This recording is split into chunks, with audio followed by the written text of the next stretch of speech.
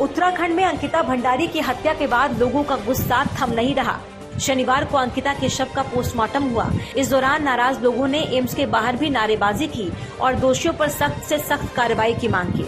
इस बीच उत्तराखंड के मुख्यमंत्री पुष्कर सिंह धामी ने मामले की जांच के लिए SIT का गठन कर दिया। पुष्कर सिंह धामी ने आज तक से बातचीत में कहा कि जघन्य अपराध के दोषियों को बख्शा नहीं जाएगा। अंकिता बेटी का पार्थिव शरीर खोज लिया गया है, मिल गया है और सभी दोषियों के खिलाफ सख्त से सख्त कार्रवाई हो, इसको लेकर हमने DIG पी रेणुका देवी के नेतृत्व में एक SIT का गठन किया है, जो पूरे मामले की तह तक जाएगी, उसकी जांच करेगी और अपराधियों को सजा दिलाने का काम करेगी।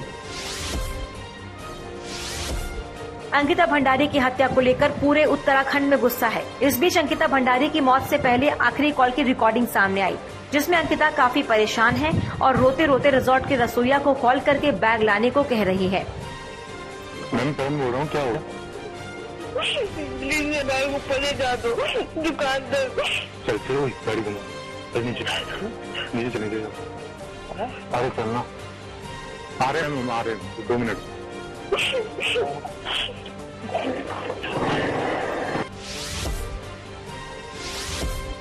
हरियाणा के फतेहाबाद में आज होने वाली INLD की रैली में विपक्षी एकता का दम दिखेगा।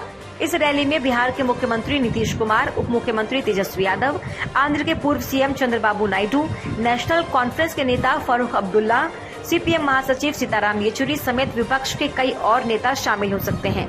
बिहार के मुख्यमंत्री नीतीश कुमार लोकसभा चुनाव में विपक्षी दलों को एकजुट करने में जुटे हैं। इसे लेकर नीतीश कुमार ने बीते दिनों दिल्ली में ओम प्रकाश चौटाला से मुलाकात की थी। इस दौरान चौटाला ने उन्हें INLD की रैली में शामिल होने का न्योता दिया था। गृह मंत्री अमित शाह के बिहार दौरे पर सियासत गर्मा गई है। अमित शाह ने दौरे के दूसरे दिन किशनगंज में जनसभा को संबोधित किया। उन्होंने कहा कि ये वक्त देश और नागरिकों के लिए संकल्प लेने का है। गृह मंत्री के इस दौरे पर JDU आग बबूला है। JDU अध्यक्ष ललन सिंह ने अमित शाह को जुमलेबाज बताया। ललन सिंह ने कहा कि नीतीश कुमार के खिलाफ अमित शाह साजिश कर रहे हैं।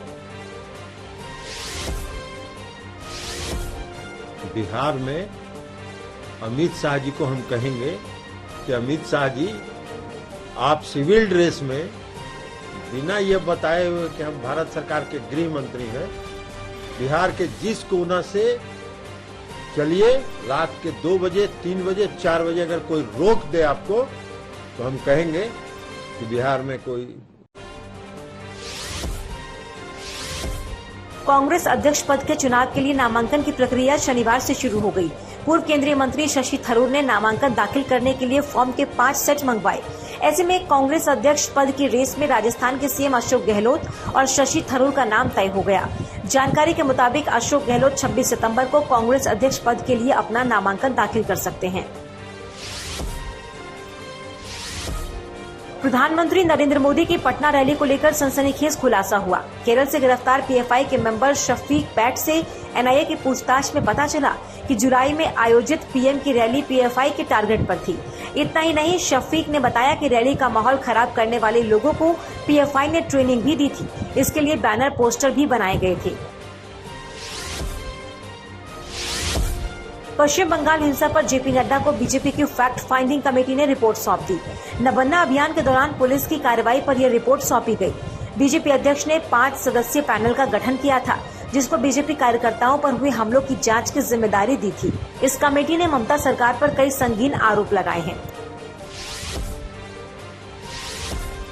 चंडीगढ़ यूनिवर्सिटी MMS केस में पुलिस को बड़ी कामयाबी मिली। पुलिस ने इस केस के आरोपी सेना के जवान संजीव सिंह को गिरफ्तार किया। अरुणाचल प्रदेश के सेलापास से आरोपी जवान संजीव को गिरफ्तार कर पुलिस मोहाली लेकर पहुंची।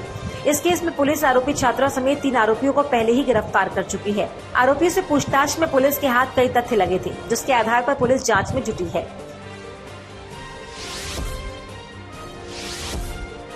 बिल्किस बानो केस के दोषियों ने सुप्रीम कोर्ट में हलफनामा दाखिल किया, जिसमें समय से पहले रिहाई को सही ठहराया गया। हलफनामे में कहा गया कि रिहाई को लेकर पूर्व नियमों का पालन किया गया है, क्योंकि सुप्रीम कोर्ट की ओर से कहा गया था कि रिहाई के लिए 1992 के नियम लागू होंगे।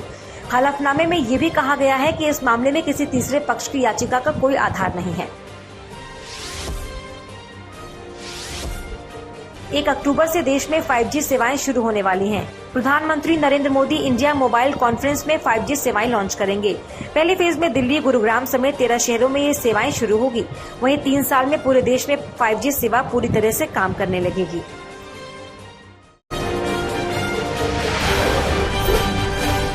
दिल्ली एनसीआर में मूसलाधार बारिश का सिलसिला जारी है। गुरुग्राम में पिछले 3 दिनों की मूसलाधार बारिश के बाद अरावली की रायसीना हिल्स पर कई प्राकृतिक झरने बन गए हैं। अरावली पहाड़ियों में अजब गजब नजारे पैदा हो गए हैं। बारिश से मचे हाहाकार के बीच इसे देखने के लिए और इसका लुत्फ उठाने के लिए कई लोग यहां पहुंचने भी लगे हैं।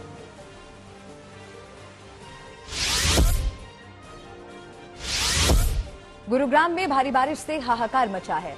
नरसिंहपुर इलाके में सड़क पर ऐसा पानी भरा कि कई गाड़ियां बीच सड़क फंस गई थी। खासकर एक टैक्सी आधी डूब गई और उसमें बैठी सवारी को कार की छत पर चढ़कर अपना बचाव करना पड़ा। बाद में काफी मशक्कत के बाद टैक्सी को वहां से निकाला जा सका।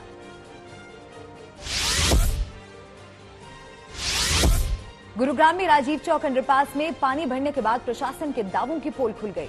3 दिनों से जारी बारिश के बाद जिला प्रशासन की अधूरी तैयारियों का खामियाजा आम लोगों को उठाना पड़ रहा है।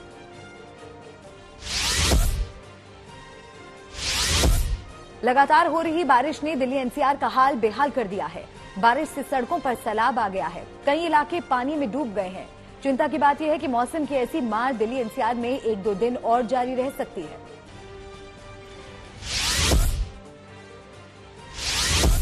बागेश्वर के कपकोट में लगातार बारिश अब आफत बनकर बरस रही है। पहाड़ से मलबा और पत्थर गिर रहे हैं। मलबे की वजह से 4 मकानों को भारी नुकसान पहुंचा है। कीचड़ और मलबा घरों में आने से दहशत है और लोग घर छोड़ने पर मजबूर हो रहे हैं।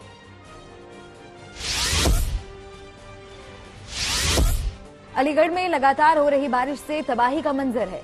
शहर में जल जमाव से परेशानी है तो कच्चे मकानों के गिरने की खबर लगातार आ रही है। अलीगढ़ की नई बस्ती में एक परिवार की जान बाल बाल बची, लेकिन पूरी जिंदगी की कमाई घर गिरने से बर्बाद हो गई। फतेहाबाद में जल भराव के बीच 3 स्कूली बसें हादसे का शिकार बन गई। 2 बसों में शॉर्ट सर्किट की वजह से आग लग गई। बच्चों में अफरा तफरी मच गई। उन्हें बस की खिड़कियों से निकाला गया। कुछ बच्चे खुद ही बस से कूदते नजर आए। पानी में फंसी एक स्कूल वैन से भी धुआं निकलता दिखाई दिया। बच्चों के शोर मचाने के बाद लोगों की मदद से उन्हें निकाला गया।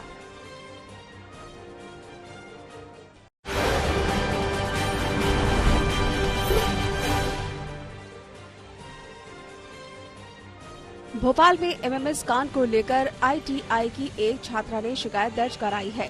छात्रा ने 3 पूर्व छात्रों के खिलाफ मामला दर्ज करवाया है। छात्रा का आरोप है कि आरोपी वीडियो वायरल करने की धमकी देकर उससे पैसे मांग रहा था। पुलिस ने केस दर्ज करते हुए 2 लोगों को गिरफ्तार कर लिया है, जबकि एक आरोपी की तलाश अभी की जा रही है।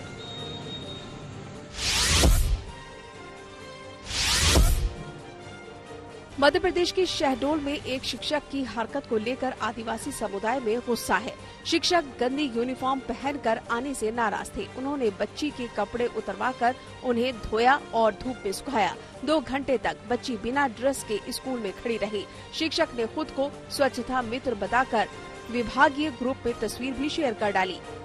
शिक्षक की इस हरकत से नाराज ग्रामीण शिक्षक के खिलाफ कार्रवाई की मांग कर रहे थे। मामले की जानकारी लगते ही सहायक आयुक्त जनजातीय कार्य विभाग ने शिक्षक को निलंबित कर दिया है।